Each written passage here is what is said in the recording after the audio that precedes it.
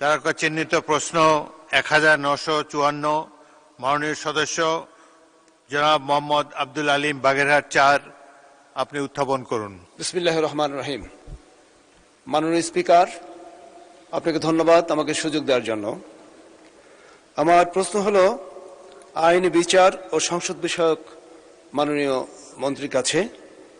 প্রশ্ন হলো, বর্তমানে বাগেরহাট জেলার আদালত সমূহে বিচারাধীন মামলার সংখ্যা কত? উক্ত মামলাগুলি দ্রুত নিষ্পত্তি করবার জন্য বিশেষ কি পদক্ষেপ গ্রহণ করা হয়েছে এবং রাজনৈতিক হয়রানিমূলক মামলার সংখ্যা কত এবং সেই মামলা নিষ্পত্তির জন্য কি ব্যবস্থা গ্রহণ করা হয়েছে? মাননীয় স্পিকার, আপনাকে ধন্যবাদ। মাননীয় আইনমন্ত্রী। মাননীয় স্পিকার, আপনাকে ধন্যবাদ। মাননীয় স্পিকার, বাগেরহাট জেলার জেলা ও দায়রা জজ আদালত, চিফ জুডিশিয়াল ম্যাজিস্ট্রেট আদালত এবং বিভিন্ন ট্রাইব্যুনালে মে 2026 পর্যন্ত সর্বমোট 55,607টি মামলা বিচারাধীন আছে। বাগেরহাট সহ দেশের সকল অধস্তন আদালতে বিচারাধীন মামলা দ্রুত ও কার্যকরভাবে নিষ্পত্তি করার লক্ষ্যে সরকার নিম্নলিখিত স্বল্পমেয়াদী ও দীর্ঘমেয়াদী পদক্ষেপ গ্রহণ করেছে। দি কোড অফ সিভিল প্রসিডিওর 1908 এ যুগোপযোগী সংশোধন আনার জন্য ইতিমধ্যেই এই সংসদের প্রথম অধিবেশনে। মাননীয় মন্ত্রী, 3 পৃষ্ঠাব্যাপী দীর্ঘ উত্তর, আপনি চাইলে এটাকে পঠিত বলে গণ্য হতে পারে। মাননীয় স্পিকার, পঠিত বলে গণ্য করলে ধন্য থাকবো।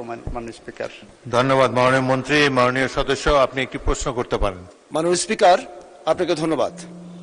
আমার সম্পূরক প্রশ্ন হলো, বাগেরহাট জেলার কচুয়া থানার 2013 সালের এক নাশকতা মামলায় ধোপাখালী ইউনিয়নের রাকিবুল, মাহবুব এবং হিমায়েত নামে 3 জনের 14 বছরের সাজা হয়েছে 2023 সালে।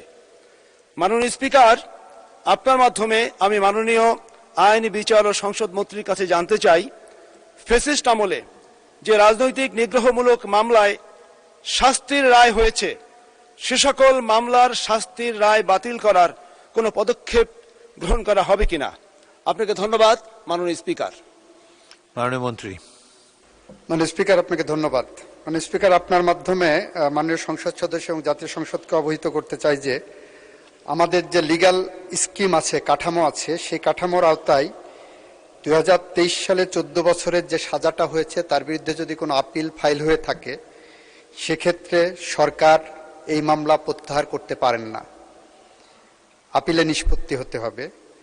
আপিলে যদি নিষ্পত্তি হয়ে যায়, সেক্ষেত্রে ফৌজদারি কার্যবিধি 401 ধারায় ওনারা যদি স্বরাষ্ট্র মন্ত্রণালয়ে দরখাস্ত দেন, স্বরাষ্ট্র মন্ত্রণালয়ের মাধ্যমে আইন মন্ত্রণালয়ের মতামতের জন্য আসে, তারপরে রাষ্ট্রপতি এটাকে ক্ষমা করতে পারবেন। আরেকটা হলো সংবিধানের 49 অনুচ্ছেদ অনুসারে সরাসরি রাষ্ট্রপতির কাছে দেবেন, যেটাও স্বরাষ্ট্র মন্ত্রণালয়ের মাধ্যমে যাবে, আইন মন্ত্রণালয় ওখানে মতামত দেবেন শুধু। ফলে সাজাপ্রাপ্ত যারা আছেন তাদের মামলা প্রত্যাহার বা সাজা মওকুফের জন্য স্বরাষ্ট্র মন্ত্রণালয়ের মাধ্যমে যেতে হবে। আর যেগুলো আপনার অবগতির জন্য জানাচ্ছি মাননীয় সংসদ সদস্য, মাননীয় স্পিকারের মাধ্যমে, যে রাজনৈতিক মামলাগুলো এখনো প্রত্যাহার হয়নি, ইতিমধ্যে সেই মামলাগুলো প্রত্যাহারের জন্য জেলা প্রশাসকের নেতৃত্বে একটি কমিটি হয়েছে। সেই কমিটির মাধ্যমে স্বরাষ্ট্র মন্ত্রণালয় হয়ে আইনমন্ত্রীর নেতৃত্বে আরেকটি কমিটি হয়েছে। সেই কমিটির কাছে আসলে আমরা সেটা যাচাই বাছাই করে প্রত্যাহারের জন্য যথাযথ সিদ্ধান্ত গ্রহণ করছি এবং করব। মাননীয় স্পিকার, আপনাকে ধন্যবাদ।